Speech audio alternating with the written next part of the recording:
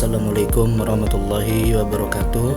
Perkenalkan, nama saya Muhammad Andi Alfiana dari Prodi Administrasi Publik. Di sini saya akan menjelaskan tentang jurnal Karl Marx, Max Weber, dan Emile Durkheim. Yang pertama ada teori dari Karl Marx.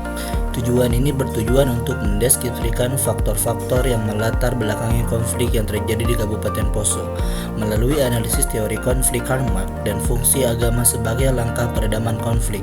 Pada penelitian ini, penulis menggunakan metode kajian pustaka, literatur review.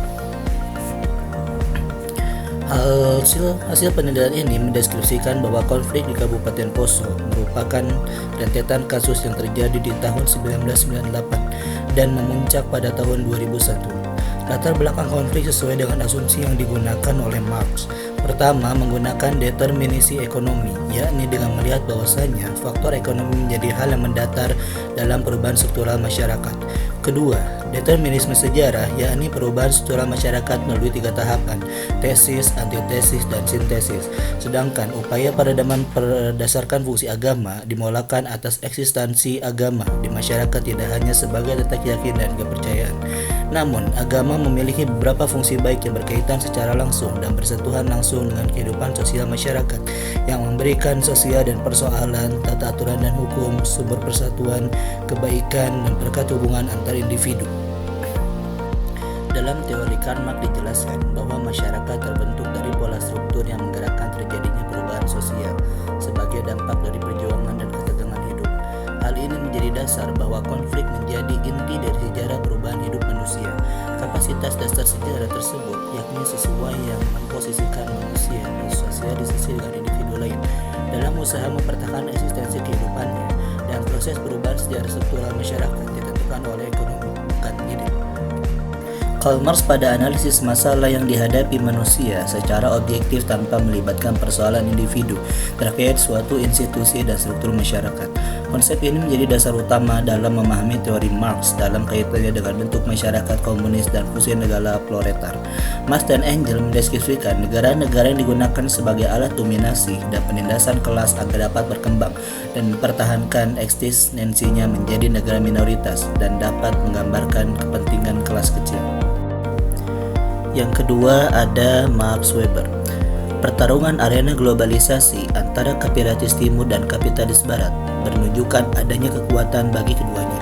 Artikel ini membahas perkembangan ekonomi Islam berdasarkan pemikiran Muhammad Baqir As-Sadr, Karl Marx, dan Max Weber dalam aspek sosiologis dengan cara melihat bagaimana prinsip ekonomi Islam global dalam melakukan kerjasama dengan beberapa negara non-muslim.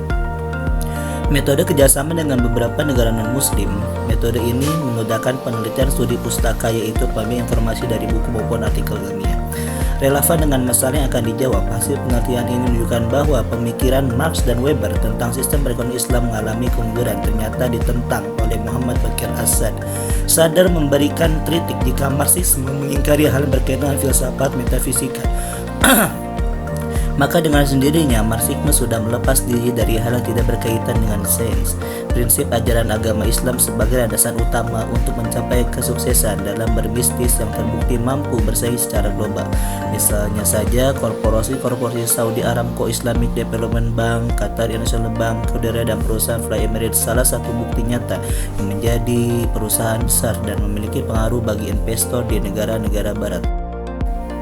Setelah membahas kapitalisme barat secara umum dan telah mempengaruhi budaya di Indonesia, yaitu diambil dari pemikiran Karl Marx dan perdebatan gagasan Max Weber, dengan Muhammad Baqir As-Sadr, penulis akan menjelaskan bagaimana persaingan ekonomi kapitalisme Islam dianggap mampu bersaing di kancah internasional dan nasional melalui pemikiran tokoh sosiologi Islam, yaitu Muhammad Baqir As-Sadr, dan kritiknya terhadap pemikiran Max Weber tentang konsep etika Protestan dan semangat kapitalisme.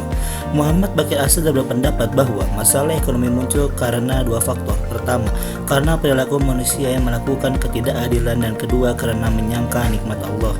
Dimaksudkan di sini sebagai proses penipuan seperti penimbunan atau akhtar. Sedangkan apa yang dimaksud dengan penyangkalan adalah bahwa manusia cenderung menyangkal pertekanan Tuhan dengan mengeksploitasi sumber daya alam, sehingga bisa menyimpulkan bahwa permasalahan ekonomi bukan akibat keterbatasan alam dalam merespon dinamika kebutuhan manusia. Hal ini dapat dieksploitasi dengan memahami ajaran Islam dalam mempraktikkan etika Islam sebagai tonggak utama untuk menciptakan keseimbangan antara semua orang. Yang ketiga ada Emil Durkheim. Penelitian ini menganalisis komunitas ritual sebagai asosiasi orang-orang yang berusaha mendekatkan diri kepada Tuhan melalui ritual keagamaan. Fokus masyarakat bukan untuk melakukan ritual bersama, tetapi pada studi, berbagi pengalaman, keagamaan, dan bagaimana meningkatkan ketaatan agama. Ada dua jenis ritual masyarakat, mereka yang dibentuk oleh kepemimpinan agama dan oleh minat yang sama dalam mempelajari agama.